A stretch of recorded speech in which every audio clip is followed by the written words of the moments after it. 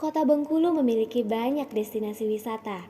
Berwisata ke pantai atau ke gunung sudah biasa dilakukan, tapi tak jarang banyak orang enggan untuk berwisata ke tempat bersejarah. Belajar dan berwisata adalah dua hal yang bertolak belakang.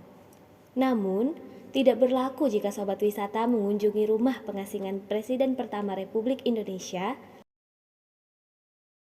Bapak Proklamator, atau yang lebih akrab disapa dengan Bung Karno.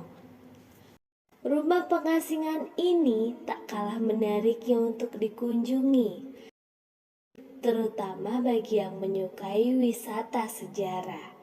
Ya, rumah pengasingan Bung Karno ini adalah destinasi yang tepat jika sobat ingin berwisata sambil mempelajari nilai peninggalan sejarah di dalamnya.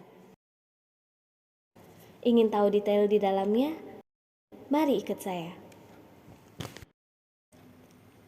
Perjuangan Presiden pertama Republik Indonesia, Insinyur Soekarno, saat memperjuangkan kemerdekaan Indonesia dari penjajahan Belanda, tidak dapat dilepaskan dari pengasingan-pengasingan yang pernah dialaminya.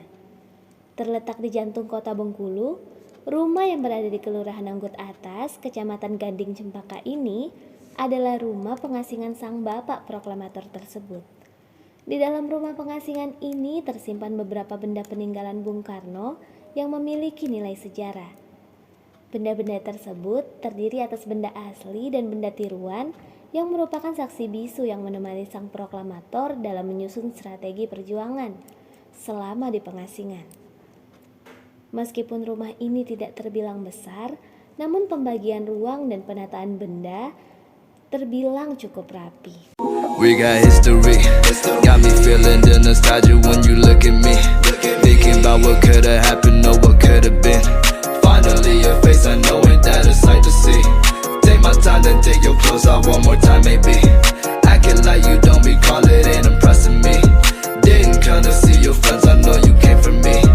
Like your dress, but you fit better in my wrinkled tee.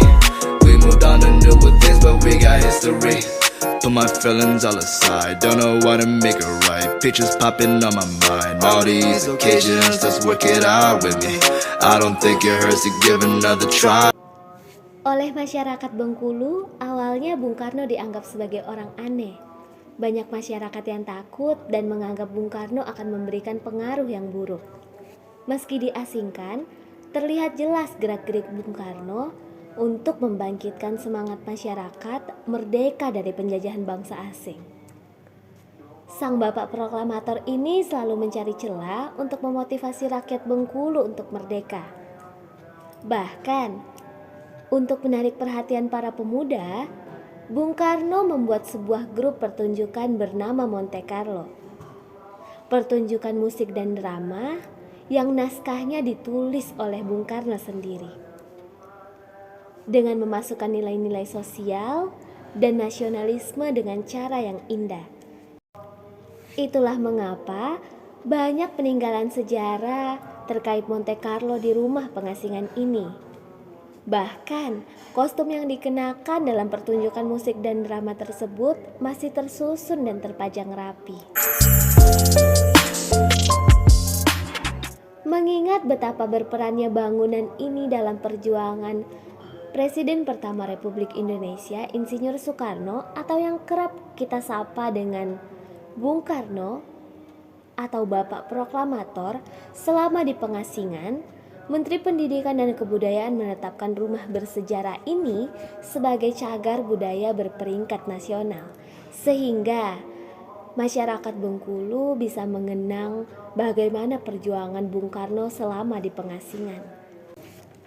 Dan masyarakat luar kota Bengkulu juga dapat mempelajarinya.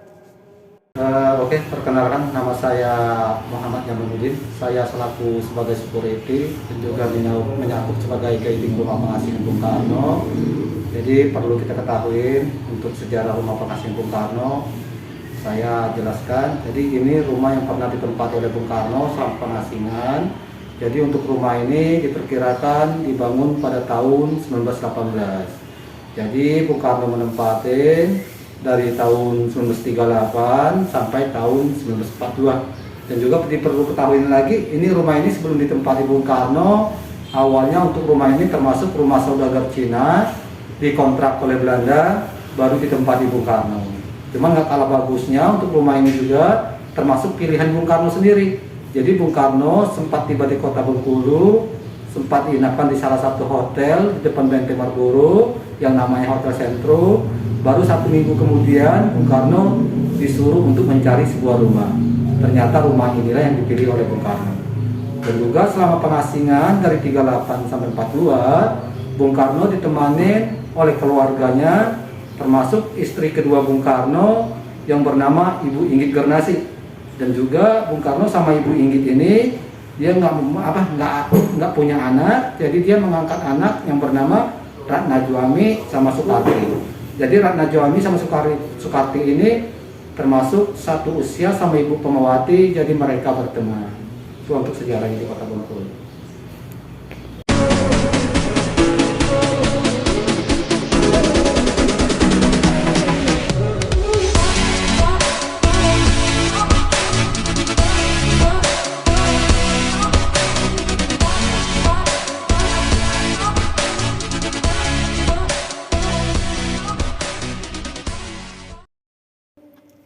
Sebagai generasi muda, sudah sepantasnya kita memiliki kesadaran untuk mempelajari nilai-nilai peninggalan sejarah.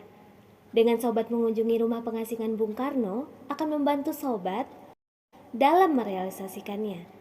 Sejarah adalah pengulangan tanpa akhir dari cara hidup yang salah. Dari Kota Bengkulu, Dia Putri Wulandari mengabarkan.